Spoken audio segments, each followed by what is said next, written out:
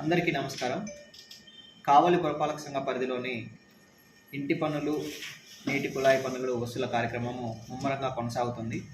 దీనికి సంబంధించి ప్రతి ఒక్క ఇంటి ఓనర్కి పురపాలక సంఘం వారి చేత డిమాండ్ నోటీసు సర్వ్ చేయబడుతుంది. ఎవరైతే ఇంకా ఇంటి పన్నులు కానీ కుళాయి పన్నులు కానీ కట్టాల్సిన వాళ్ళు ఉన్నారో వాళ్ళందరూ కూడా వెంటనే కుళాయి పన్నులు చెల్లించి, ఇంటి పన్నులు చెల్లించి పురపాలక సంఘ అభివృద్ధికి తోడ్పడాల్సిందిగా కోరుచున్నాం.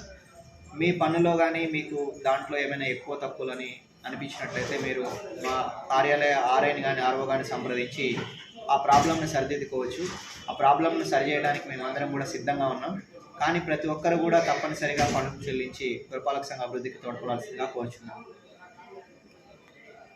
పురపాలక సంఘ పరిధిలో GSWS సచివాలయం సిబ్బంది చేత మనము అనేక రకాల సర్వేలు జరుగుతున్నాయి.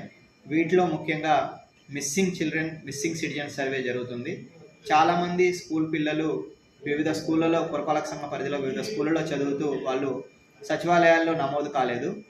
రాబోయే రోజుల్లో ప్రభుత్వం నుంచి ఎలాంటి సంక్షేమ పథకాలు కావాలన్నా, స్కాలర్షిప్లు కానీ, సర్టిఫికేట్స్ కానీ, ఇతరత్ర స్కీములు వర్తించాలన్నా కానీ తప్పనిసరిగా ప్రతి ఒక్క విద్యార్థి వాళ్ళు సచివాలయ పరిధిలో, వాళ్ళు నివసించే సచివాలయ పరిధిలో వాళ్ళ పేర్లు నమోదు చేసుకోవాలి.